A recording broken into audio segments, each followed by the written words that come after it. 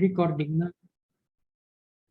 Oke, nanti kalau teman-teman pada saat saya menjelaskan, kalau ada yang mau ditanyakan, silakan, saya bisa diinterrupt, nggak masalah gitu ya. Oke, ini saya share screen ya untuk slide-nya.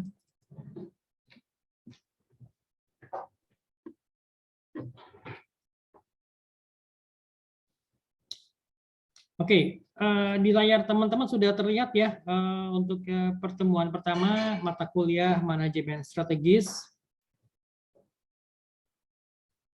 Oke, sekarang kita mulai dulu. Jadi ada poin-poin yang akan saya jelaskan untuk pertemuan pertama adalah kita akan bahas mengenai definisi dari manajemen strategis. Gitu karena kemudian ruang lingkup dari manajemen strategis itu seperti apa gitu kan, nanti kemudian juga saya akan berikan beberapa poin-poin terkait dengan terkait dengan mata kuliah manajemen strategis, terutama yang terkait dengan ruang lingkupnya. Kemudian juga saya lanjutkan dengan sejarah dan perkembangan dari manajemen strategis. Kemudian juga hierarki strategik gitu ya, dan juga ada beberapa bahan-bahan yang saya coba tambahkan terkait dengan hierarki strategis ya. Oke. Sekarang kita mulai dulu dengan untuk yang pengertiannya ya. Sebentarnya ada yang mau masuk mungkin ya.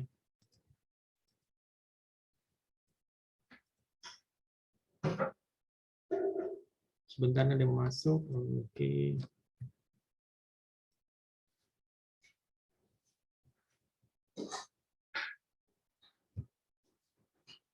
Oke, here we go. Oke ya. Kita lihat di sini pengertian dari manajemen strategis. Jadi apa itu manajemen strategis atau bahasa Inggrisnya strategic management?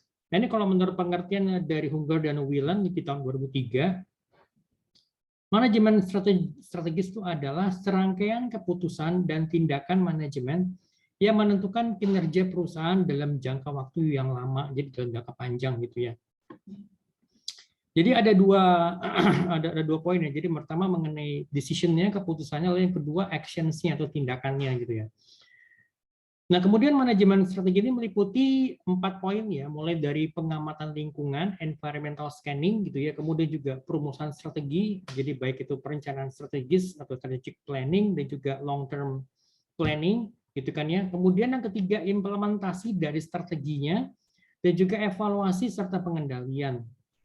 Jadi pertama kita melakukan pengamatan lingkungan ya, jadi environmental scanning gitu kan, kita mengamati kondisi lingkungan sekitar perusahaan, bagaimana nanti saya jelaskan detailnya, bagaimana kondisi di perekonomian kita saat ini, kemudian juga bagaimana lingkungan di sekitar perusahaan, nanti kemudian baru kita rumuskan strateginya gitu loh. Ya kan, baik itu strategic planning ataupun long term planningnya gitu kan, kita susun, kemudian kita implementasikan gitu loh, kita implementasikan strateginya. Nah tentunya setelah kita implementasikan kita harus melakukan evaluasi kan gitu ya.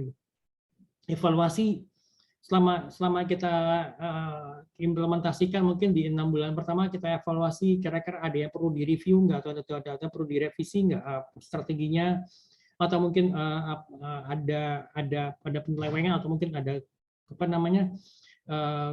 kurang harmonisnya antara strategi dengan kondisi di lapangan. Nah, kita lihat nih masalahnya di mana gitu. Tidak melulu selalu apakah strategi salah atau mungkin selalu di lapangannya salah, tapi kita harus lihat gitu loh, masalahnya di mana gitu. Nah, ini makanya diperlukan adanya evaluasi dan juga pasti adanya pengendalian, controlling gitu kan ya. Ya kan, pada saat kita implementasi strategi yang sudah kita susun sebelumnya pasti harus kita kontrol gitu kan, bagaimana ininya bagaimana implementasinya, sesuai nggak atau on the right track nggak, atau malah mungkin melenceng gitu kan ya. Itu oke. Next kita lihat di sini ruang lingkup dari manajemen strategis ya. Jadi ada beberapa poin-poin yang ini, mulai dari lingkungan yang paling luar itu adalah merupakan variabel lingkungan. Saya coba zoom ya. Saya coba perbesar. Jadi di variabel lingkungan ini ada yang namanya lingkungan sosial. Itu lingkaran yang paling luar ya. Lingkungan sosial tuh ada 4. Ada kekuatan ekonomi, terus kemudian juga ada kekuatan teknologi, ya kan, kemudian kekuatan dari politik dan hukum ya, kemudian juga kekuatan dari socio-cultural. Nah, kemudian di lingkungan yang kedua, lingkungan yang lingkungan kerja atau lingkungan industri, di situ ada beberapa poin-poin, beberapa unsur-unsurnya. Mulai dari pemegang saham, gitu kan, shareholders, kemudian juga ada pemerintah, ya kan, baik itu mungkin di kementerian atau ya kan pemerintah pusat atau kementerian ataupun juga pemerintah daerah gitu ya, di baik dari ruang lingkup mungkin bupati, wali kota atau gubernur gitu kan. Kemudian juga kelompok-kelompok kepentingan khusus gitu ya, partner dari perusahaan gitu kan ya. Kemudian juga ada pelanggan, konsumen atau customer-nya gitu kan ya. Kemudian juga ada pihak kreditur, jadi pihak yang memberikan atau pihak yang mengucurkan dana atau pinjaman kepada pihak perusahaan gitu ya. Baik itu mungkin bank atau mungkin lembaga keuangan non-bank. Kemudian juga komunitas gitu ya. Komunitas, kemudian juga asosiasi perdagangan. Komunitas mungkin ini komunitas yang ada di komunitas yang ada di sekitar perusahaan gitu kan ya. Kemudian juga ada asosiasi perdagangan, itu kalau misalnya perusahaan kita tuh pasti kita tergabung dengan misalnya asosiasi tertentu, misalnya kalau asosiasi perdagangan atau mungkin asosiasi-asosiasi yang lainnya, mungkin kalau kita di bidang industri kuliner pasti itu ada asosiasinya kan, seperti itu. Nah, kemudian juga pasti tidak bisa lepas adalah pesaing kita. Siapa aja sih yang menjadi pesaing kita gitu loh, kompetitor kita siapa saja yang bermain di situ gitu kan. Nah, kemudian juga ada pekerja, karyawan atau serikat buruh gitu ya. Ini masuk kepada lingkungan kerja atau lingkungan industri kita. Nah, kemudian juga pasti ada supplier, ya kan, supplier misalnya mereka yang mensuplai bahan-bahan mentah gitu ya, raw materials ke perusahaan kita gitu kan ya. Itu atau mungkin barang-barang mungkin yang setengah jadi gitu kan ya. Ya tinggal kita olah kemudian akhirnya menjadi bahan jadi kan gitu, misalnya seperti spare parts gitu kan. Ya kan mungkin kalau misalnya kita perusahaan otomotif, siapa sih yang mensuplai misalnya bangku atau siapa yang mensuplai bannya gitu kan, atau siapa yang mensuplai misalnya shock absorbernya atau shock breakernya. Nah, itu merupakan bagian dari pemasok atau supplier gitu ya. Nah, kemudian kalau kita lihat lagi di lingkungan yang paling dalam itu ada yang namanya lingkungan internal. Lingkungan internal itu ada tiga unsur, mulai dari struktur perusahaan gitu ya, kemudian juga budaya perusahaan, ya kan, corporate culture, apalagi kalau perusahaan semakin besar gitu ya, kan misalnya seperti kayak grup Astra itu ya terkenal dengan budayanya gitu kan ya. Kemudian juga ada sumber dayanya. Jadi sumber daya ini tidak melulu hanya sumber daya manusia, tetapi juga ada sumber daya lain, misalnya sumber daya financial, kemudian juga ada sumber daya aset-aset perusahaan yang nantinya akan bisa memberikan manfaat bagi perusahaan maupun juga di lingkup ataupun juga bagi konsumen gitu ya. Oke, sampai sini ada menanyakan, mungkin teman-teman silakan. Monggo kalau ada yang menanyakan silakan, saya bisa diinterrupt sebentar, ada yang mau masuk dulu ya. Just a moment.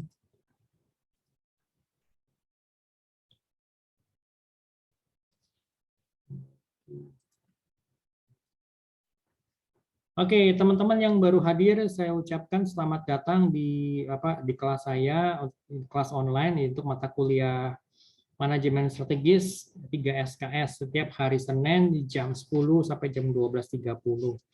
Oke, perkenalkan saya dengan Irwin, nama lengkap saya Irwin Sukrisno Sugeng gitu ya.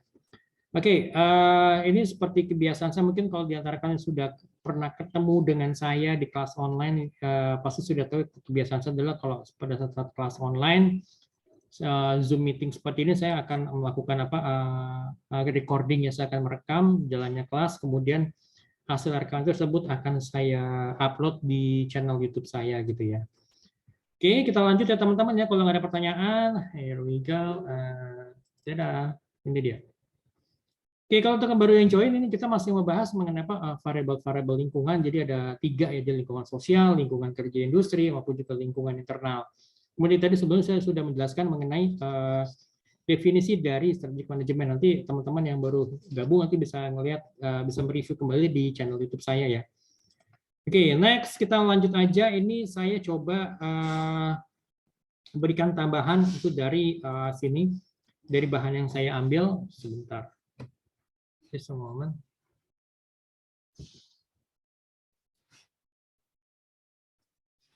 Oke, di layar teman-teman terlihat ya. Oke, mungkin agak kecil ya, nggak apa-apa. Oke, sedikit review. Jadi the study of strategic management. Jadi ya sini masih tetap mengenai definisinya. Jadi strategic management is that set of managerial decision and actions that determines the long run performance of a corporation. Jadi manajemen strategis itu merupakan sekumpulan dari keputusan dan juga action atau tindakan yang diambil oleh pihak manajemen yang menentukan performance jangka panjang dari perusahaan gitu kan ya. Nah, kemudian strategic management includes environmental scanning ya. Jadi manajemen strategi itu meliputi environmental scanning, pengamatan lingkungan itu ya, baik itu internal maupun eksternal tadi kan. Kemudian juga strategic formulation, baik itu sifatnya strategic planning maupun long range planning. Kemudian juga strategi implementation, kemudian juga evaluation and control gitu ya. Lalu yang ketiga, study of strategic management emphasizes the monitoring and evaluating of external opportunities. Itu jadi ada external opportunities dan juga threats in light of corporation strengths and weaknesses. Jadi pembelajaran mengenai manajemen strategis itu menekankan pada kita bagaimana memonitor dan juga mengevaluasi kondisi eksternal perusahaan. Itu baik dari opportunities-nya dan juga opportunities sebenarnya kesempatan maupun juga threats ancaman yang disesuaikan dengan kondisi internal perusahaan itu baik dari segi kekuatan maupun juga kelemahannya. Jadi perusahaan itu punya kekuatan apa sih gitu loh. Perusahaan punya kekuatan apa sehingga kita bisa mengambil keuntungan dari opportunities yang ada di pasar gitu loh. Ya kan? Perusahaan itu punya kelemahan apa sih? Perusahaan itu punya kelebihan apa sehingga kita bisa menyikapi ancaman yang ada di luar sana gitu loh, ya kan? Demikian juga dengan weakness, kelemahan perusahaan itu apa sih gitu sehingga kita bisa minimize weakness-nya kalau kita ingin menghadapi opportunities maupun juga threats yang ada di luar sana seperti itu gitu ya. Oke, next. Jadi the basic model of strategic management. Jadi ada 4 tadi kan ya. Ada environmental scanning, kemudian juga strategy formulation, strategy implementation, dan juga evaluation and control gitu ya. Jadi the following factors that are most important to the corporation's future are called strategic factors. Jadi ada faktor-faktor yang paling penting bagi masa depan perusahaan itu disebut dengan faktor strategis. Jadi ada 4 gitu faktor strategis, itu mulai dari strength perusahaan, kekuatan perusahaan, kemudian juga weakness-nya perusahaan. Itu merupakan internal, kondisi internal perusahaan ya. Jadi kita yang tahu nih kelebihan perusahaan apa, kelemahan perusahaan apa. Kemudian juga opportunities-nya apa di luar, kesempatannya apa. Ada kesempatan apa nih di luar sana, dan kemudian juga apa nih yang menjadi ancaman bagi perusahaan gitu kan. Apakah pandemi COVID-19 saat ini masih tetap menjadi ancaman bagi kita gitu kan ya? Atau mungkin apakah dengan bangkitnya salah sektor pariwisata gitu kan merupakan juga bagian dari opportunities yang bisa kita coba kita coba raih gitu kan ya. Mengingat misalnya kita punya strength nih, misalnya di strength misalnya perusahaan kita perusahaan yang basisnya kuliner, kalau kuliner Nusantara, apakah kita punya dengan strength tersebut kita bisa mengambil kesempatan nggak nih? Kita bisa mengambil keuntungan nggak dari opportunities yang ada di pasar ini gitu loh. Nah, seperti itu. Oke, sampai sini ada tanyakan mungkin teman-teman, go ahead, monggo sok kalau ada yang tanyakan silakan. Oke, next ya kita melanjut and turn.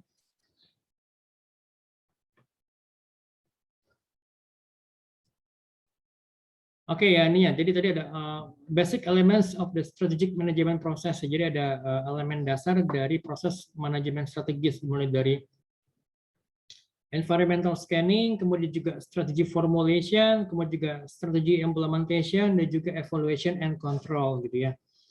So kita lihat di sini untuk beberapa variabel-variabel yang penting dalam hal environmental societal environment. Jadi kalau kita lihat tadi ini yang lingkaran tadi ini saya coba breakdown lagi. Coba ini saya tunjukkan ya. Tadi mana tuh? Nah, ini kan ada 4 nih. Nah, masing-masing keempat ini tuh ternyata ada unsur-unsurnya, ada bagian-bagiannya lagi. Kalau kekuatan ekonomi itu apa aja sih yang ada di dalamnya, kemudian teknologi itu apa aja di dalamnya, apakah termasuk juga misalnya artificial intelligence, atau mungkin juga dengan adanya dengan adanya kendaraan listrik, apakah termasuk bagian daripada kekuatan teknologi. Kemudian juga bagaimana dengan kekuatan politik hukum, gitu. Apakah juga beberapa kasus-kasus yang ada sekarang bisa mempengaruhi kekuatan politik dan hukum, gitu kan ya. Kemudian juga kekuatan socio-cultural. Kira-kira pandemi ini apakah mempengaruhi perilaku konsumen, gitu kan ya, atau mempengaruhi perilaku konsumen, atau mungkin mempengaruhi beberapa landscape bisnis kita. Nah, itu yang perlu kita perhatikan. Oke, kita balik lagi ya. So, here we go. Sorry, ini saya agak bolak-balik ya. Oke, here we go. Oke, untuk tadi ya, untuk bagian ekonominya atau kekuatan ekonomi. Jadi ada beberapa poin-poin ya, ada beberapa unsur-unsur mulai dari tren GDP, gross domestic product gitu ya. Jadi ini produk domestik bruto kita tuh, negara kita tuh apakah turun sejak adanya pandemi, misalnya dari tahun 2020, 2021, apakah itu turun trennya? Atau mungkin kita sudah mulai menaik lagi mungkin di tahun 2022, tapi kan karena kita belum 2 tahun 2020 belum selesai, jadi kita belum tahu. Kemudian juga interest rates, jadi ini rata-rata suku bunga gitu kan ya. Kemudian juga money supply, jumlah uang yang beredar. Nah, kemudian juga inflation rates. Nah, apakah dengan ada misalnya kenaikan BBM beberapa minggu yang lalu ini apakah berpengaruh terhadap berpengaruh terhadap rata-rata inflasi kan gitu ya. Nah, kemudian juga unemployment level, jadi jumlah tingkat pengangguran di negara kita. Apakah sejak dari adanya pandemi yang di tahun 2020 sampai sekarang, apakah jumlah pengangguran akan meningkat? Ya pasti meningkat kan. Nah, kemudian bagaimana peningkatan? Nah, kemudian kalau sekarang ini kira-kira masih tetap meningkat atau mungkin sudah agak landai gitu loh. Jadi sudah mulai ada beberapa sektor-sektor yang mulai bergerak, dan kemudian mulai bisa menyerap tenaga kerja, apakah seperti itu? Nah, kemudian juga wage atau price controls, apalagi nih gaji gitu ya, UMR gitu masuk seperti ini. Kemudian juga devaluation or revaluation. Jadi devaluasi itu menjadi pemotongan nilai mata uang gitu loh, ya kan. Nah, kemudian juga yang nggak bisa dihubungi dengan BBM, energy availability dan juga cost-nya. Nah, ya kita lihat misalnya dengan semakin menipisnya jumlah minyak bumi di dunia ini pasti akan berpengaruh kepada ketersediaan energi gitu kan. Jadi kalau semakin langka atau semakin sedikit atau mendekati habis, sedangkan kebutuhannya makin banyak, ya pasti harganya akan meningkat kan gitu ya. Makanya kenapa sekarang sudah mulai beberapa kendaraan itu menggunakan tenaga listrik kan gitu ya. Walaupun misalnya harganya mungkin masih tinggi gitu kan. Lalu next, disposable and discretionary income. Jadi ini penghasilan. Jadi ini masyarakat tuh masih punya discretionary income, jadi masih ada income yang masih yang berlebih gitu loh. Apakah sekarang masih bisa seperti itu? Jadi mereka bisa membelanjakan atau bisa menabung atau mungkin membelanjakan untuk hal-hal lain yang lebih penting gitu kan ya. Seperti itu. Nah, kemudian juga dari sisi technological. Jadi total government spending for R&D. Apa artinya? Jadi berapa sih jumlah yang dihabiskan jumlah yang diinvest oleh pemerintah dalam hal research and development R&D gitu loh, untuk pengembangan teknologi gitu loh. Nah, kemudian itu baru dari sisi government saja. Nah, kemudian kalau secara keseluruhan overall total spending for R&D, jadi total spending untuk research and development termasuk juga melibatkan sektor swasta seperti apa gitu kan ya. Nah, kemudian juga fokus on technological efforts gitu karena berfokus kepada teknologi gitu ya. Nah, kemudian juga patent protection gitu kan ya, misalnya ya hak atas kekayaan intelektual gitu kan ya. Kemudian juga ada yang produk-produk baru dan juga new developments in the technology transfer from lab to the marketplace. Jadi Jadi ini perkembangan baru dalam hal transfer teknologi dari lab, misalnya dari lab itu yang masih yang masih baru gitu loh, fresh from the oven dari lab ke pasar gitu loh. Ya terutama misalkan biasanya sih misalkan kayak teknologi-teknologi yang sifatnya untuk apa yang mendukung untuk aktivitas militer kan seperti itu kan. Yang biasanya teknologi ini karena masih baru, masih fresh digunakan dalam industri militer. Nah kemudian kalau sudah sesuai sifatnya yang kayak common nih yang sudah banyak, akhirnya turun ke dunia sipil. Misalnya seperti kayak misalnya apa drone gitu kan. Nah, drone awalnya itu kan misalnya digunakan untuk teknologi militer. Atau mungkin juga internet yang dulunya di awal-awal itu kan merupakan teknologi militer. Jadi pada saat itu kan DoD atau Department of Defense Amerika Serikat berpikir bagaimana kalau misalnya terjadi perang dunia ketiga pada saat itu, dan komunikasi itu masih tetap bisa terjalin gitu loh. Walaupun misalnya semua infrastruktur telekomunikasi hancur gitu kan. Lalu next productivity improvement through automation. Nah ini kita udah bicara mengenai proses otomasi. Jadi ya dibantu dengan adanya aplikasi atau mungkin juga dibantu dengan adanya robot. Nah, ini kira-kira bagaimana perusahaan itu bisa meningkatkan produktivitas mereka, ya terutama dengan menggunakan adanya ya peralatan-peralatan canggih seperti robot atau mungkin aplikasi-aplikasi, nah seperti itu.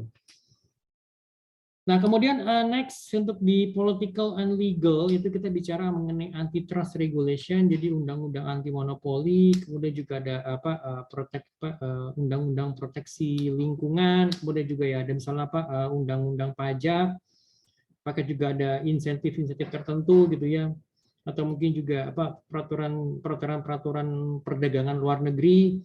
Nah, kemudian juga bagaimana pemerintah itu bersikap terhadap perusahaan-perusahaan asing yang investasi di Indonesia gitu kan ya.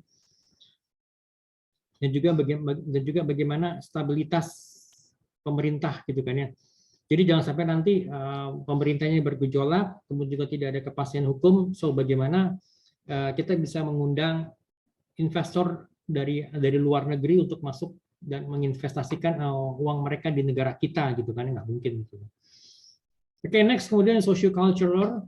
Sini ada lifestyle changes, jadi perubahan gaya hidup ya, perubahan gaya hidup masyarakat ya. Apakah sejak adanya pandemi ini terjadi perubahannya gaya hidup masyarakat? Yang jelas jawabannya yes, ada perubahan. Yang tadi yang mungkin mereka misalkan kalau orang tuh keluar dari rumah gitu ya malam minggu pasti tujuannya kemana? Misalnya untuk nongkrong dan pasti ya makan gitu kan ya. Nah sejak dan adanya pandemi ya aktivitas ini ya sangat jauh berkurang gitu ya. Yang tadinya orang misalnya kalau nongkrong itu pasti ya makan, gimana kalau sejak adanya pandemi ya dengan menggunakan salah aplikasi online misalnya seperti GoFood atau GrabFood ya mereka memesan makanan gitu kan ya. Jadi sangat mengurangi aktivitas di luar rumah gitu kan ya. Nah, demikian juga misalkan seperti teman-teman kan ya sejak adanya pandemi kalian mengenal istilah Zoom meeting gitu kan atau mungkin Google Meet gitu kan ya. Ya kan atau mungkin misalnya online class gitu kan ya. Nah, seperti itu kan. Atau mungkin LMS Learning Management System yang beberapa aplikasi-aplikasi yang terkait dengan kegiatan belajar di rumah kan gitu ya. Kemudian juga mungkin buat teman-teman yang sudah bekerja mungkin ya mendengar adanya istilah WFH, working from home, atau sekarang menjadi WFA, working from anywhere gitu kan ya. Jadi ya lo orang nggak usah masuk ke kantor, tapi tetap kalian masih bisa absen gitu kan, masih bisa absen. Kemudian juga kalian bisa melakukan beberapa hal sekaligus. Misalnya mungkin dari teman-teman saat ini yang mungkin sembari kerja, sembari kuliah karena kuliahnya online, jadi ya kalian tidak harus meninggalkan kantor kan gitu. Jadi kalian bisa sembari ya mengerjakan tugas kantor, ya sembari mendengarkan dosennya menjelaskan atau menerangkan gitu kan ya. Dan kemudian juga beberapa yang saya coba skip rate of family formation, jadi formasi keluarga, sorry. Kemudian juga growth rate of population, tingkat rata-rata pertumbuhan penduduk. Kemudian juga age distribution and population. Jadi ini distribusi usia penduduk gitu ya. Apakah Dari kita masih banyak yang masuk kategori usia non produktif gitu ya. Jadi di bawah 14 tahun atau mungkin di atas 65, di atas 64 tahun gitu ya. Itu masuk pada kategori non produktif atau mungkin usia-usia produktif yang usia dari usia 14 sampai dengan usia 64 gitu kan ya. Nanti akan saya jelaskan di sini. Kemudian juga regional shifts in population, gitu kan. Kemudian juga ada life expectancy. Jadi ini harapan hidup, apakah harapan hidup penduduk di negara kita itu bertambah gitu ya, atau bahkan mungkin berkurang gitu atau stuck. Kemudian juga birth rates, rata-rata pertumbuhan, rata-rata kelahiran, jadi rata-rata pertumbuhan penduduk gitu ya. Nah, oke, kita lihat di sini. Lanjut ya. Dari sini pasti ada yang mau tanyakan mungkin teman-teman terkait mengenai 4 faktor tadi. Silakan kalau yang bertanyakan.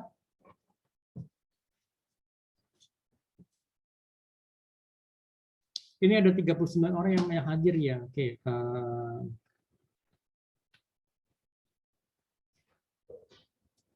Oke, kalau nggak ditanyakan saya lanjut ya. Oke. Lanjut, here we go. Oke, sekarang kita bicara mengenai tadi ya, mengenai apa distribusi usia ya. Kita lihat di sini di sisi sebelah kiri ada yang namanya silent generation, ya kan, silent or traditional generation, boomers generation gitu ya, sampai kepada generation alpha gitu ya. Kita lihat di sini kalau yang silent atau traditional generation itu yang buat yang lahir dari tahun 1928 sampai dengan tahun 1945. Ya mungkin ada kakek kalian atau mungkin nenek kalian gitu kan ya yang lahir di tahun 1928 sampai dengan tahun 1945. Kenapa disebut dengan silent generation? Karena ya lahirnya itu di tahun di mana terjadinya perang dunia pertama dan maupun juga perang dunia kedua gitu ya. Pertama itu perang dunia kedua gitu ya, yang mulai dari tahun 1938 sampai dengan tahun 1945 kan gitu ya. Nah, kemudian di nomor 2 ini ada yang namanya boomers. Boomers itu berarti yang lahir mereka-mereka ini yang lahir dari tahun 1946 sampai dengan tahun 1964. Ya mungkin ada juga mungkin di antara ada orang tua kalian atau mungkin kakek nenek kalian gitu yang lahir atau mungkin mbah buyut kalian gitu ya. Jadi kakek dari orang tua kalian gitu yang lahir di tahun 1946 sampai dengan tahun 1964. Kenapa disebut dengan boomers gitu kan?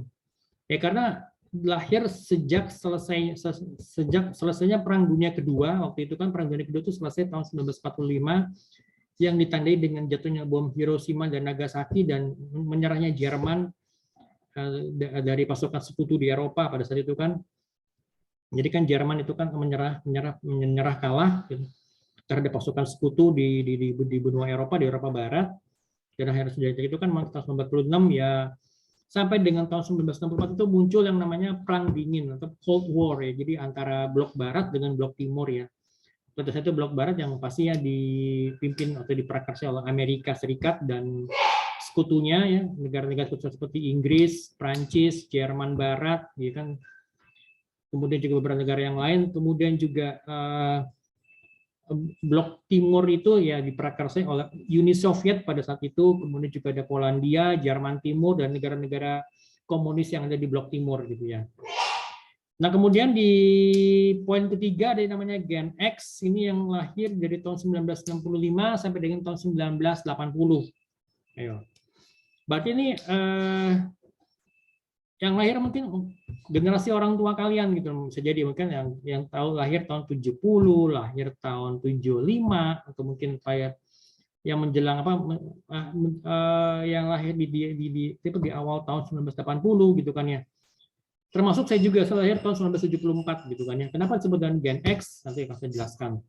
Lalu ada lagi Gen Y yang lagi booming sekarang ini, happening. Gen Y yang lahir dari tahun 1981 sampai dengan tahun 1995, dan Gen Z, digital natives, yang lahir dari tahun 1995 sampai dengan tahun 2010, yang which is ya anak saya termasuk salah satunya juga masuk ke Gen Z ini yang lahir di tahun 2007 ya, Oktober 2007 masuk kepada Gen Z, digital natives.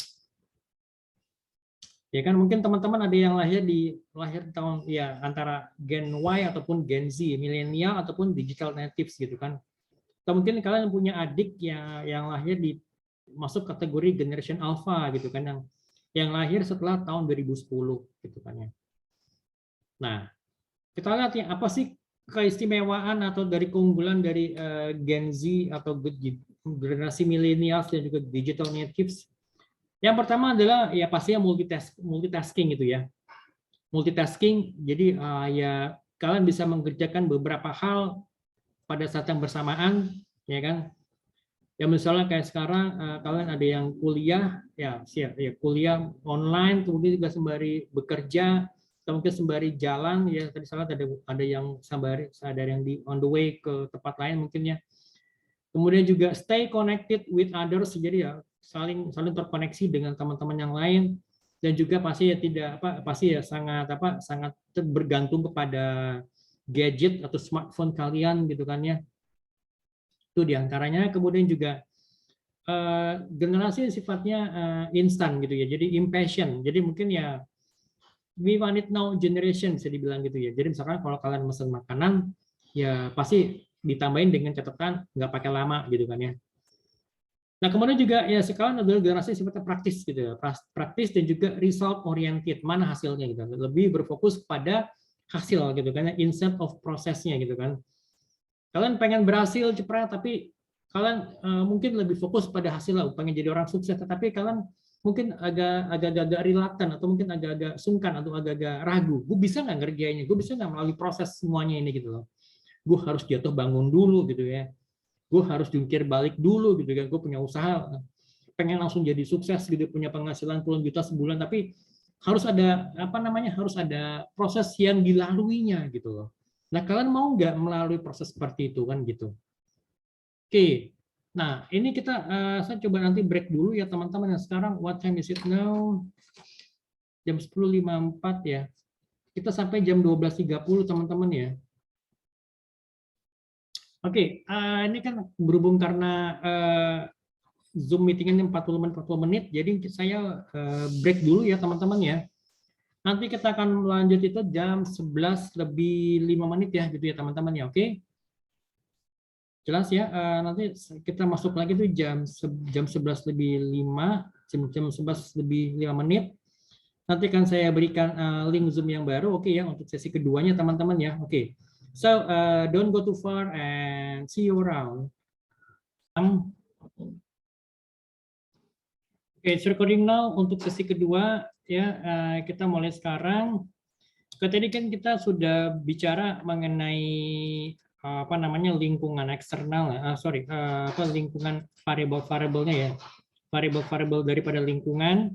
Ini kan ada lingkungan sosial, lingkungan kerja atau lingkungan industri, kemudian ada lingkungan internal gitu. Kita bisa ngeliat di mana yang lingkungan eksternal dan mana yang lingkungan internal. Lingkungan internal itu adalah tadi ya budaya, kemudian struktur organisasinya, kemudian juga sumber daya. Ini nanti akan kita bahas lebih lanjut lagi. Nanti kita ada bahas tadi mengenai kekuatan ekonomi, kekuatan teknologi, kekuatan politik hukum, dan juga kekuatan socio-culturalnya. Kita sudah lihat unsur-unsurnya yang ada di bawahnya masing-masing seperti apa, ya kan? Nah, sekarang kita lihat di sini nih, untuk sejarah dan perkembangan dari manajemen strategi itu seperti apa sih gitu loh. Kenapa sih kita harus mempelajari manajemen strategi gitu loh. Oke, kita lihat di sini di awalnya perusahaan itu berdiri itu pasti strategi digunakan adalah berdasarkan intuisi. Jadi berdasarkan intuisi dari para pendirinya atau dari para pemegang sahamnya, atau ya termasuk di situ misalnya intuisi dari mungkin istri dari si pemegang saham, bahkan itu kan sampai kepada mungkin intuisi dari anak-anak si ownernya, jadi yang bermain di situ. Jadi makanya kenapa disebut dengan strategi intuitif gitu, intuitif strategi ya, karena itu karena berdasarkan intuisi dari si pemilik perusahaan gitu loh. Ya bisa jadi mungkin pemilik perusahaan yang akhirnya dia memegang kendali sebagai CEO gitu kan, atau direkturnya. Bisa jadi mungkin ada tiga pemegang saham, mungkin satu yang mayoritas gitu loh. Katakan misalnya 3 pemegang saham yang misalnya yang si A, si B, si C. Si A ini dia memegang porsi saham itu 60%. Jadi 60% kepemilikan perusahaan itu berada di tangan si A. Yang sisanya itu ya dipegang sama si B dan si C. Si B misalnya 20, si C juga sama 20 gitu kan. Ya pasti otomatis yang menjadi yang punya suara mayoritas itu adalah si A gitu kan ya. Ya si B, si C dia bisa jadi mungkin dia bersuara atau dia memberikan pendapat, tetapi apakah pendapat ini akan didengar atau apakah pendapat ini akan dilaksanakan, diimplementasikan, kan itu yang jadi masalah gitu ya. Maka di sini disebut dengan strategi intuitif, tetapi strategi ini sudah tidak bisa dipakai lagi gitu. Strategi ini sudah nggak cocok karena apa? Karena perusahaan ini ya semakin lama semakin tumbuh besar gitu kan. Perusahaan ini ya semakin banyak jenis-jenis produk yang jenis-jenis produk yang dihasilkan gitu kan, yang tadi yang mungkin cuma hanya kopi doang, tapi sekarang mungkin ya juga selain dari jumlah kedainya yang bertambah, ya mungkin produknya juga semakin bertambah, ya tadinya kopi, roti bakar, tapi sekarang nambah lagi, mungkin ada menu-menu yang lainnya, menu-menu tradisional misalnya seperti nasi goreng, gado-gado, atau mungkin yang lain yang bertambah. Jadi ya perusahaan semakin lama semakin besar gitu loh, ya kan. Nah kemudian juga yang tadinya mungkin yang tadinya cuma ya kedai kopi, tapi sekarang dia punya restoran, ya akhirnya mungkin di spin off, dilepas misalnya antara misalnya yang ini kedai kopi yang sebagai parent company-nya, kemudian juga dia ada punya mungkin dia punya pabrik roti kecil gitu kan, kemudian juga dia punya restoran, ya akhirnya akhirnya di spin off dipecah gitu, mungkin ya misalnya divisi A dia menangani kedai kopi gitu kan ya, menangani kedai kopinya, mungkin si perusahaan B ini dia atau divisi B ini dia menangani pabrik rotinya. Nah kemudian si B-nya itu dia sebagai dia yang memegang restorannya gitu loh, restoran. Jadi ada perusahaan, ada divisi A, B dan C, dan masing-masing ini dia ya memiliki yang berbeda-beda kan gitu ya. Nah bayangkan apa yang terjadi kalau misalkan ya, dan kalau misalnya dicampur aduk gitu kan, ini nggak mungkin gitu. Yang pastinya marketnya si kedai kopi ini akan berbeda dengan market yang pabrik roti. Market yang pabrik roti pasti akan berbeda dengan market yang perusahaan yang restoran ini, yang restoran yang menjual makanan-makanan tradisional. Nah, kan berarti apa? Berarti lapisan manajemennya semakin meningkat, produknya semakin bervariasi, dan itu pasti akan semakin complicated gitu loh.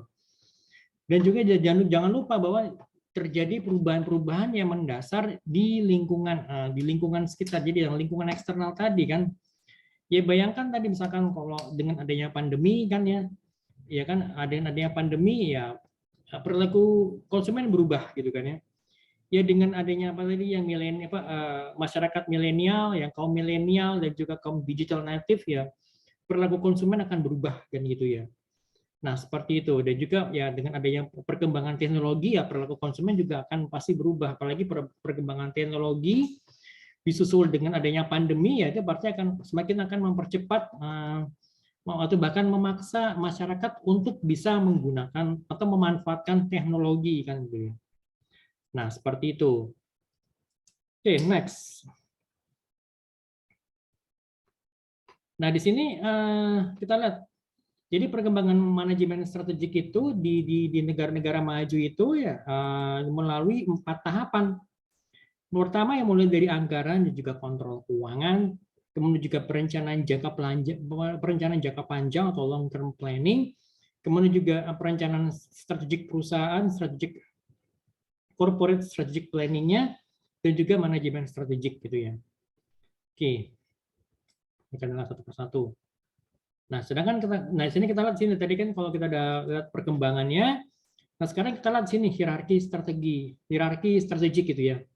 Apa yang maksud dengan hierarki strategik? Di sini kan kalau kita lihat ya misalnya kan tadi ya kalau perusahaan tadi besar, ya berarti kan tadi ya lapisan-lapisan itu akan semakin banyak gitu kan, dan juga produk yang dihasilkan juga akan semakin beragam, nanti pasti akan menjadi lebih complicated gitu kan ya.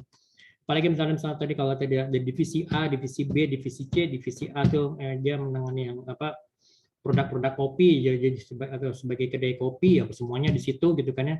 Walaupun dia mungkin dia juga menjual roti, tapi yang ini kan pasti berbeda dengan divisi yang B yang sebagai pabrik rotinya gitu loh. Pabrik roti walaupun dia menjual produknya ke mana ke divisi A gitu kan ya kan, tetapi marketnya itu kan tidak hanya kedai kopinya tok gitu, tapi juga pasti ya pasti di luar sana pasti ke pasar akan luas gitu loh. Nah, demikian juga yang C ini, adalah misalnya mereka ya perusahaan yang menangani makanan-makanan tradisional, misalnya seperti gado-gado, nasi goreng atau rujak, apapun itu gitu loh. Nah, bayangkan kalau ini kan pastinya kan berbeda nih, berbeda produknya, berbeda divisinya, ya pasti kalau divisi salesnya si kedai kopi akan berbeda dengan divisi salesnya yang ada di pabrik rotinya ini kan. Demikian juga misalnya ya tim finance-nya orang-orang yang ada di orang-orang finance yang ada di pabrik roti akan berbeda dengan orang-orang finance yang ada di di restoran ini kan, seperti itu gitu loh. Nah, oke, sekarang kita lihat di sini. Hierarki pengambilan keputusan dalam suatu perusahaan ini terdiri dari 3 jenjang. Jadi ada 3 jenjang, mulai dari tingkat corporate level gitu ya perusahaan. Jadi segala suatu urusan itu yang merupakan kumpulan bisnis yang secara relatif independen. Jadi kadang-kadang disebut sebagai unit strategi, unit bisnis itu bisnis unit strategi, atau strategic business unit gitu loh. Nah, di bagian tengah ini ada bagian hierarki, ini pengambilan keputusan itu terletak pada tingkat bisnis atau kompetitif strategi. Jadi manajer ini biasanya ini disebut dengan manajer business manager atau corporate manager. Mereka ini menerjemahkan rumusan dan arah keinginan yang dihasilkan pada tingkat corporate ke dalam sasaran dan strategi yang konkret untuk masing-masing divisi usaha. Jadi dari tingkat korporat itu sudah menentukan A, B, C. Nanti di divisi A yang kedai kopi akan diterjemahkan sesuai dengan kondisi di perusahaan di divisi mereka. Nah, kemudian juga di divisi B tadi yang menangani pabrik roti ya, tadi yang akan diterjemahkan sesuai dengan kondisi sebagai kondisi mereka sebagai pabrik roti dan juga dengan segala bentuk keunikannya. Dan juga yang C ini tadi restoran rumah makan restoran makanan tradisional ya pasti mereka akan menerjemahkan sesuai dengan kondisi mereka gitu kan ya. Nah, di bagian bawah hierarki ini pengambilan keputusan ini sifatnya strategis terletak pada tingkat fungsional. Jadi yang ya kan strategi fungsional berkaitan dengan interpretasi peran dari fungsi atau departemen dalam menerapkan strategi kompetitif gitu kan ya. Nah, kita lihat sini masing-masing satu persatu. Oke. Untuk strategi korporasi. Jadi ada 2 hal. Yang pertama dalam untuk strategi portofolio dan juga matrix BCG, Boston Consulting Group gitu ya.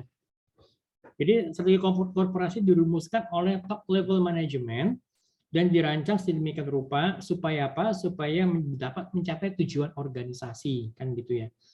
Memformulasikan strategi korporasi ini di dalam perusahaan besar akan sangat sulit sekali karena apa ya? Banyak strategi-strategi tingkat bisnis yang sangat berbeda dan membutuhkan koordinasi supaya bisa mencapai tujuan organisasi secara overall gitu kan ya. Nah, dengan demikian model strategi yang dipakai itu adalah portofolio bisnis, itu jadi ada 2, strategi portofolio dan juga matrix BCG.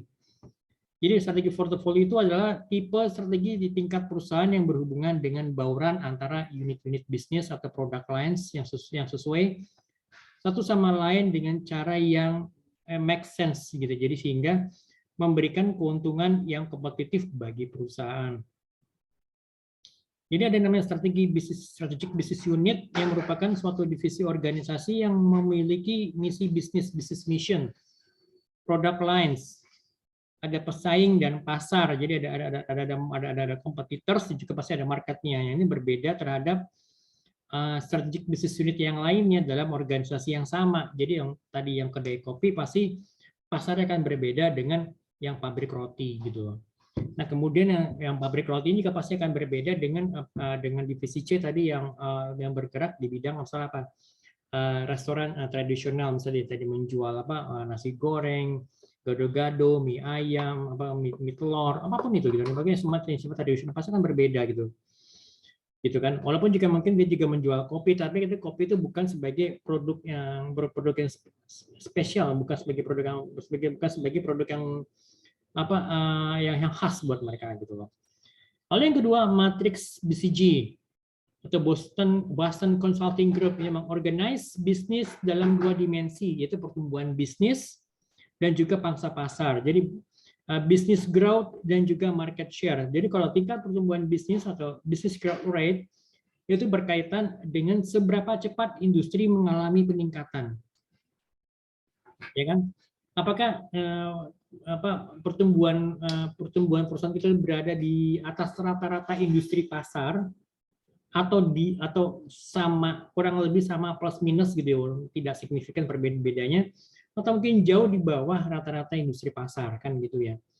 Nah, kemudian yang kedua, pangsa pasar atau market share. Jadi dia mendefinisikan apakah sebuah bisnis unit ini memiliki pangsa pasar yang lebih kecil atau lebih besar dibandingkan pesaing. Ya kan, kita melihat nih, karena misalnya kita mesti tahu juga siapa saja menjadi pemain di industri kita atau kompetitor siapa saja, dan kita harus bisa menghitung ya kan nilai pasar berapa, kemudian juga market yang kita milih, yang kita kuasai berapa persen, dan kita bisa compare kita ini lebih baik atau di bawah kompetitor gitu loh. Nah, seperti itu. Jadi misalnya kayak misalnya untuk yang pasar mie instan, jadi di situ kan pasti ada banyak pemainnya, ada Indofood, ada Wings Food, juga ada namanya Sarimi, saudara lagi Mie Gaga, dan beberapa pabrik-pabrik produsen-produsen mie instan yang lebih kecil gitu. Nah, ini kita bisa melihat siapa sih menjadi market leadernya atau pemimpin pasarnya di pasar mie instan.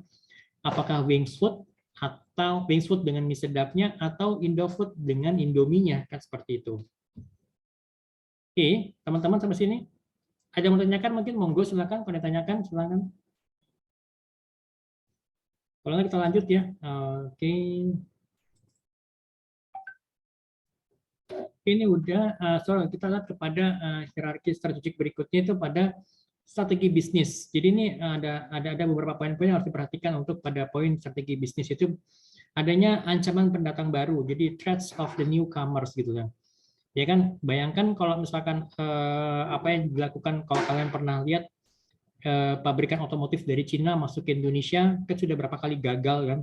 Tapi ini satu lagi, ini dia masuk dan dia berhasil. Ya, itu adalah Wuling. Wuling ini dia masuk ke Indonesia itu tidak langsung menjual produk, nggak langsung jual mobil, tapi dia membangun jalur distribusinya dulu gitu loh. Yang dibangun showroomnya, kemudian bengkelnya, after sales service-nya gitu kan ya. Kemudian saya pernah datang waktu itu tahun 2016 atau 2017 itu ke daerah itu ke Jambi. Saya ngeliat ada showroom mobil Wuling, tapi dia belum jualan. Showroomnya baru selesai gitu loh. Ya masih tahap finishing lah gitu loh, masih 90% selesai gitu kan. Tapi sudah terlihat ada tulisan Wuling gitu, dan ini pasti nih di sini ada showroom mobil Wuling berikut dengan after sales service-nya. Nah, kan seperti itu. Jadi dia sudah bisa melihat bahwa kalau misalkan, apalagi kalau misalnya produk Cina mau masuk ke Indonesia, yang produk otomotif ya, masuk ke Indonesia, kalau hanya sekedar jualan tanpa disupport oleh after sales service, susah gitu kan. Apalagi misalnya beberapa pemain besar seperti misalnya kayak yang dari Toyota, Daihatsu, Suzuki, kemudian beberapa lagi merek-merek yang lain, itu kan mereka sudah memiliki jaringan after sales service yang kuat gitu kan, sudah tersebar di seluruh wilayah Indonesia gitu kan. Jadi kalian nggak perlu khawatir kalau misalkan kalau kalian punya mobil, misalnya beli Avanza, beli Xenia, beli Ayla atau Agya, ya dipakai keluar kota, pakai pulang kampung, mungkin di sana ada masalah, dan ya pasti masih ada showroom yang bisa didatangin gitu kan, masih ada support untuk support after sales service-nya gitu kan. Nah, ini yang dilihat oleh Wuling gitu kan. Wuling ya dari belajar juga dari pengalaman dari beberapa brand otomotif yang masuk ke Indonesia terlebih dahulu, mereka sebenarnya gagal gitu kan ya, ada motor Cina yang gagal, kemudian itu beberapa apa kayak kendaraan roda 4 yang dari Cina juga masuk ke Indonesia, ya nggak apa gagal juga. Mereka belajar dari situ gitu loh. Jadi mungkin ada threats of the new entrants. Jadi ya kehadiran Wuling pasti itu kan menjadi ancaman bagi beberapa pabrikan-pabrikan otomotif besar di Indonesia kan gitu ya. Ya misalnya seperti Astra dengan Toyota ataupun Daihatsu-nya, kemudian juga Indomobil dengan Suzuki-nya gitu kan ya. Kemudian juga ada lagi Honda Prospect Motor dengan apa dengan produknya Honda gitu kan, ada Honda CR-V, Honda HR-V gitu kan. Seperti itu. Lalu yang kedua daya tawar menawar pemasok. Jadi kan jadi ini bargaining power of the suppliers gitu. Jadi pemasok ini juga bisa menjadi ancaman dalam suatu industri karena pemasok dapat menaikkan harga produk yang dijual atau mengurangi kualitas produk gitu kan. Bayangkan kalau misalkan kok tadi yang kalian bekerja kalian punya usaha restoran, itu pasti salah satu pemasoknya adalah mensuplai minyak goreng. Bayangkan kalau misalkan harga minyak gorengnya naik bahkan sampai 2 kali lipat, kira-kira apa yang terjadi gitu kan ya? Apakah kalian harus menaikkan harga produk kalian atau itu secara otomatis kalau misalkan kalaupun harganya nggak dinaikkan ya keuntungan kalian akan berkurang secara signifikan kan gitu.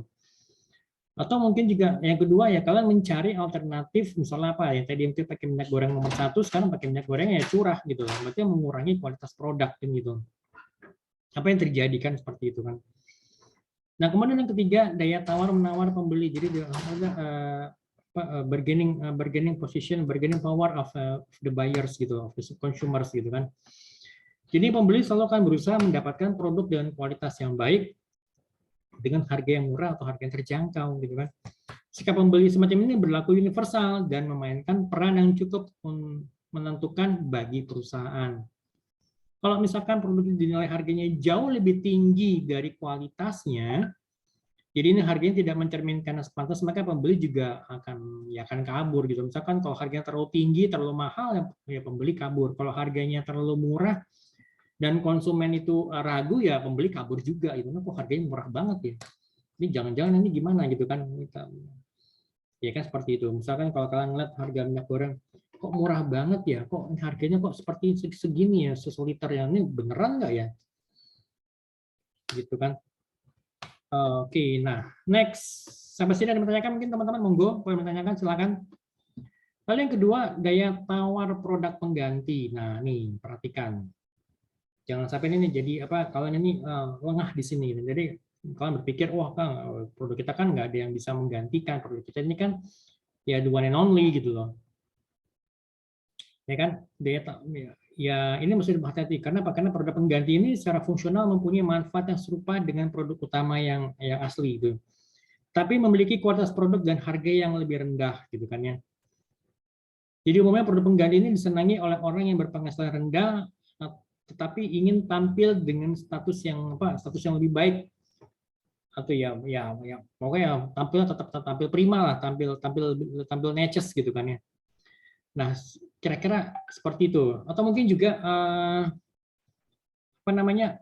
Mungkin kalau kalian tahu misalnya gini, kereta api Parahyangan pada saat itu yang digantikan atau yang disaingi oleh jalan tol Cipularang, ya kan?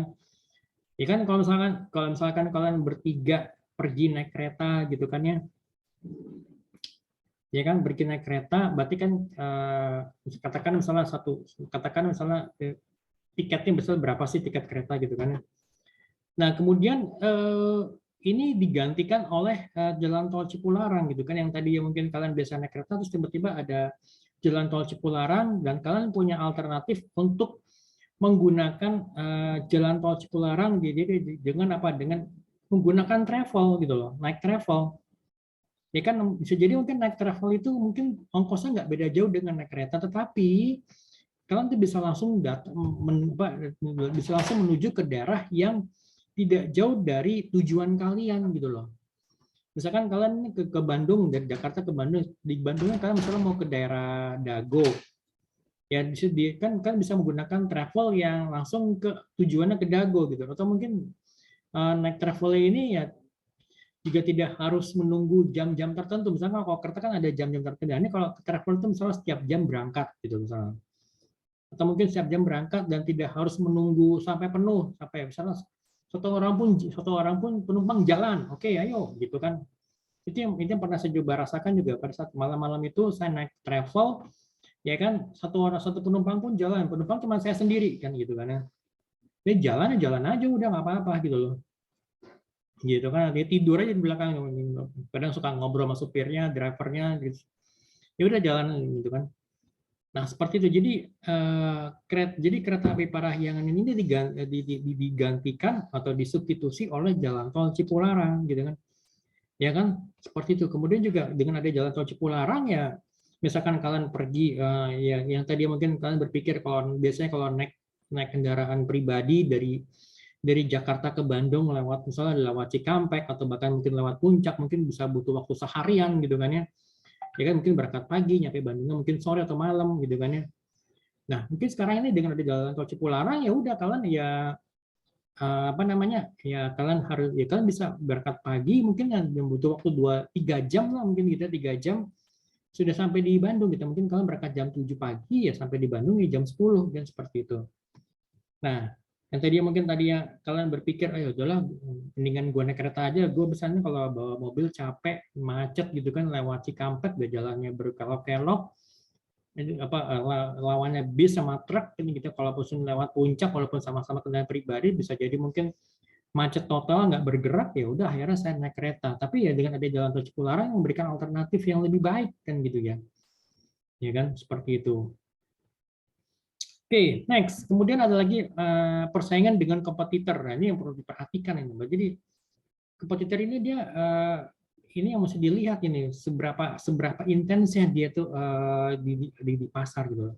Seberapa intensnya dia melakukan promosi, seberapa intensnya dia melakukan aktivitas di pasar gitu kan ya. Oke, next. Kemudian hierarki strategik ini di level di level di level strategi kompetitif ini ya, level yang terakhir yang rendah. Jadi ini merupakan strategi kompetitif yang dicetus oleh Michael Porter. Jadi ada differentiation apa nih? Jadi ini salah satu tipe strategi kompetitif itu di mana organisasi itu melakukan diferensiasi untuk produk dan jasa yang ditawarkan kepada konsumen. Jadi apa sih keunikan dari produk saya sehingga konsumen tetap datang ke saya itu mesti dipikirkan gitu loh. Kenapa sih konsumen tetap membeli produk atau jasa dari perusahaan kita?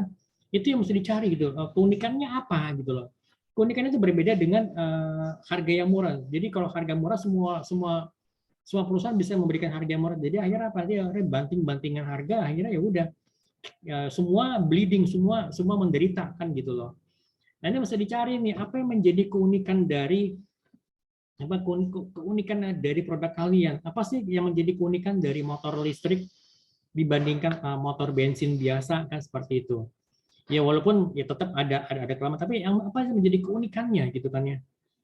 Apa sih yang menjadi keunikannya dari mobil listrik gitu kan ya. Mobil listrik wuling apa sih keunikannya kan gitu ya dibandingkan dengan kendaraan-kendaraan lainnya. Mungkin kalau mobil wuling yang listrik itu bentuknya unik, bentuknya lucu, bentuknya imut gitu kan ya. Kemudian juga dia misalnya dia tuh cocok untuk kegiatan di perkotaan gitu kan ya. Jadi dia nggak harus isi bensin, apalagi dengan harga BBM yang naik, jadi nggak perlu lagi mikirin isi bensin ya kan. Tapi tolong perhatikan juga bahwa kalau kendaraan listrik juga itu kan ada selain dari menawarkan fitur kelebihannya atau keunikan juga pasti ada beberapa hal yang perlu diperhatikan juga. Misalnya nanti kalau dibawa keluar kota, kalau misalnya kalau mau ngecas di mana kan itu yang perlu dipikirkan. Lalu yang kedua untuk kepemimpinan biaya atau cost leadership, jadi merupakan salah satu tipe strategi kompetitif di mana organisasi itu secara agresif berupaya menjadi lebih efisien, jadi melakukan cost reduction, jadi melakukan cut cost sana, cut cost sini. Tapi tolong diperhatikan jangan sampai nanti pada saat melakukan cost reduction ini ya akhirnya konsumennya dikorbankan. Sudah artian yang tadi ya akhirnya konsumen dikorbankan. Misalnya tadi ada jumlah customer service yang melayani konsumen itu ada banyak, karena dia berusaha untuk melakukan reduksi biaya atau pengurangan biaya, jadi jumlah customer service dipotong jadi setengah gitu loh. Ya kasihan kan konsumen yang tadi yang mau bertemu dengan bertemu dengan customer service yang ingin mengajukan pertanyaan atau keluhan, berarti mereka harus menunggu lebih lama lagi kan gitu loh. Nah, jadi jangan sampai seperti itu juga. Jadi sampai nanti ya, konsumen menunggu lebih lama, sedangkan kompetitor itu dia bisa melihat bisa jeli. Oke, berarti ini jumlah customer service-nya gue potong, cepret, tetapi konsumen juga bisa mengaksesnya misalnya apa lewat internet, lewat apa misalnya lewat email atau lewat yang lainnya lagi, sehingga akhirnya apa ya akhirnya ya mungkin bahkan konsumen tidak perlu datang ke misalnya ke toko atau ke outlet atau ke kantornya, sehingga dia bisa mengurangi pergerakan dari konsumen yang tadi mungkin konsumen yang sibuk, yang mereka tinggal misalnya tinggal email atau tinggal chat gitu kan, seperti itu gitu. Yang kedua, yang ketiga, fokus. Fokus itu merupakan salah satu tipe strategi kompetitif yang menekankan kepada konsentrasi terhadap suatu segmen pasar atau kelompok pembeli tertentu. Kan ada beberapa perusahaan yang memang dia fokus pada pasar tertentu, misalnya pada pasar wanita gitu kan, pada pasar laki-laki. Misal seperti kayak susu Elmen memang fokusnya kepada pasar laki-laki yang usia produktif gitu kan ya. Itu teman-teman perhatikan. Pasar laki-laki yang usia adalah usia produktif yang memang mereka care pada pada pembentukan tubuh gitu kan ya, bodybuildingnya gitu. Jadi fokusnya di situ gitu loh. Jadi dia itu nggak akan melenceng kepada walaupun sama-sama pasar laki-laki, tetapi misalnya misalnya pasar laki-laki tetapi usianya ada usia non produktif, itu bukan target mereka seperti itu. Jadi kan juga misalnya seperti kayak misalnya mohon maaf misalnya seperti kayak pembalut wanita ya, mereka fokusnya itu pada pasar wanita yang misalnya masih usia produktif, yang masih mengalami menstruasi kan, seperti itu kan gitu ya. Ya mereka nggak akan fokus pada misalnya pasar yang mungkin usia wanita yang sudah di atas 50 tahun, di atas 55 tahun itu bukan pasar mereka, seperti itu kan. Oke, sampai sini tanyakan mungkin teman-teman, silakan monggo. Silakan kalau bertanyakan. Oke, ini saya saya coba fokus, saya coba share ke sini ya. Oke, ini cepat aja. Ini tadi udah jelas ya, bargaining threats of new entrants, ini bargaining power of stakeholders, bargaining power of buyers. Oke, nah di sini basic structures of corporation tadi ya, mengenai struktur perusahaan ya. Jadi mulai dari struktur yang simple, yang gampang ya, di mana owner ini menjadi manajer juga, owner menjadi direktur ya. Jadi simpel sih. Jadi ya perusahaan mungkin masih kecil gitu ya, masih jumlah karya masih puluhan gitu kan ya. Produknya juga masih nggak banyak gitu kan ya. Ya mungkin masih ya restorannya mungkin jumlah atau masih sekitar 2 atau 3 gitu kan, yang masih bisa dihandle gitu ya. Emang sini masih kekeluargaan banget gitu ya. Jadi ya ownernya jadi manajer ya, karena mungkin ownernya juga turun tangan langsung, bahkan mungkin owner juga ikut-ikut ngepel, nyuci piring kan, seperti itu. Ownernya masih tetap mau makan bareng, nongkrong bareng dengan karyawan. Memang terasa kekeluargaannya banget gitu kan ya. Ya ownernya nongkrong di warteg ya, ayo bareng makan di warteg gitu ya, sok makan bareng kan, seperti itu. Ya ini ya seiring dengan semakin majunya perusahaan ya akhirnya kan mungkin dibagi-bagi nih ya, ada beberapa produk-produk yang dihasilkan, kemudian juga ada divisi-divisi yang jadi ada divisi manufacturing atau mungkin divisi operation, divisi sales, divisi finance, divisi personel ya, karena ya perusahaannya semakin besar gitu kan, jadi perlu adanya spesialisasi gitu kan gitu ya. Ya orang sales yang nanganin sales stock gitu ya, nggak mungkin orang sales suruh nagih gitu kan ya. Orang sales suruh bawa-bawa tagihan, walaupun sesekali mungkin masih oke, tapi mungkin itu sudah bukan bagian dari tugas mereka gitu kan. Orang sales juga mungkin masih ikut merekrut karyawan, tuh udah nggak mungkin lagi kan, karena nanti yang merekrut karyawan itu adalah tanggung jawab dari divisinya human resources atau divisi personal department kan, seperti itu. Nah kemudian juga di sini ya sudah semakin besar ya, jumlah produknya semakin banyak, kemudian juga jumlah jumlah restoran, jumlah outlet itu semakin banyak gitu kan, kemudian juga ya pastinya ya akhirnya ya dibagi-bagi kan, mungkin ada divisi A, divisi B gitu kan, mungkin divisi A tadi yang menangani kedai kopi, divisi B tadi yang menangani apa untuk apa pabrik rotinya kan. Ini pasti orang akan berbeda-beda kan, jadi nggak mungkin orang operation yang ada di kedai kopi suruh bantuin untuk apa, yang suruh bantu untuk di pabrik roti itu kan, itu udah beda job description-nya gitu kan, bisa kacau nantinya seperti itu. Ya orang salesnya di kedai kopi ya suruh apa bantuin jualin roti ya, itu udah nggak mungkin banget gitu kan. Ya karena apa ya kedai kopi gitu, misalnya dia fokusnya pada bagaimana dia bisa menjual kopinya, bagaimana dia bisa menjual kedai kopinya, jadi nggak sekedar kopi, menjual kedai kopinya mungkin dengan menjual ruangannya gitu kan, menjual apa kelebihan dari kedai kopinya dibandingkan kedai kopi yang lain. Nah seperti itu gitu loh. Gitu. Oke, next, ini yang terakhir, corporate culture. Apa tuh corporate culture? Ini kan bisa jadi intinya adalah bagaimana corporate culture, bagaimana itu karyawan itu bisa merepresent perusahaannya dengan apa, dengan memiliki attitude tertentu, tentunya attitude yang baik gitu kan ya. Nah seperti itu gitu loh. Jadi yang intinya di nomor sini ya, the corporate culture gives a company a sense of identity gitu loh. This is who we are. Ini loh siapa kita, Astra misalnya, kalau sebagai karyawan Astra itu Astra dikenal dengan memiliki corporate culture yang kuat. Ini loh kita, Astra ini loh. This is what we do, inilah yang kami kerjakan, dan this is what we stand for, inilah nilai-nilai yang kami pegang teguh gitu loh. Nah, seperti itu gitu loh. Oke, teman-teman.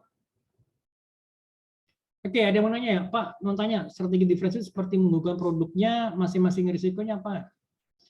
Oke, semua strategi pasti ada risikonya. Kalau misalkan kita bicara mengenai diferensiasi tadi ya, sebentar tadi pertanyaan adalah lebih kepada diferensiasi. Oke, apa sih yang membedakan antara kedai kopi saya, diferensiasinya apa sih kedai kopi saya dengan kedai kopi yang lain, kedai kopi misalnya apa, katakan kedai kopi yang warna hijau yang S. Kita nggak bicara mengenai harga ya, tapi kalau diferensiasi itu ada yang ada keunikan apa, sehingga orang tuh tetap datang ke tempat kita gitu, sehingga orang tetap mencari kita gitu loh. Either harganya lebih murah atau harga lebih mahal sekalipun, orang tetap datang ke tempat kita gitu. Ada nggak sih kira-kira apa yang menjadi keunikan dari kedai kopi saya gitu? Strateginya kalau apa namanya Pak, ini strateginya kan ada apa namanya risikonya. Yes, risikonya pasti ada. Misalkan gini, kalau ternyata keunikan kita bisa ditiru oleh orang lain, yes, itu menjadi risiko. Tetapi di situ justru kita harus bisa tetap melakukan inovasi gitu loh. Tetap harus bisa membaca yang tadi ya, environmental scanning tadi gitu loh. Ini apa sih yang menjadi apa namanya keinginan dari konsumen kita, apa sih yang menjadi apa namanya kelemahan dari konsumen, apa yang menjadi kekuatan kita apa, dan itu yang kita tawarkan kepada konsumen, itu intinya gitu loh. Gitu. Oke, jelas ya Faisal? Ada gimana? Oke. Itu ya teman-teman ya, kita ketemu lagi minggu depan. Ini waktunya sudah mau habis ya, sudah tinggal 3 menit lagi di Zoom. Oke, nanti jangan lupa teman-teman untuk absen ya, dan absennya jangan lupa diisi ya. Oke, buat teman-teman nanti yang belum bisa hadir, buat saya sih nggak ada masalah, nanti saya bisa bantu absennya, tapi nanti tolong saya diberitahu sebelumnya gitu, alasan ketidakhadirannya karena kenapa gitu. Jadi nanti saya bisa bantu nanti mungkin di pertemuan berikutnya, atau mungkin nanti sebelum pertemuan di sebelum UTS nanti saya bisa perbaiki untuk absen kalian. Buat saya sih nggak ada masalah gitu ya. Oke, dari itu aja ya teman-teman ya. Kalau yang mau tanyakan monggo, nanti saya masih bisa tetap terbuka, bisa ditanyakan lewat grup atau lewat Japri gitu ya. Oke, baik kalau gitu sampai ketemu lagi minggu depan. Terima kasih banyak semuanya. Assalamualaikum warahmatullahi wabarakatuh.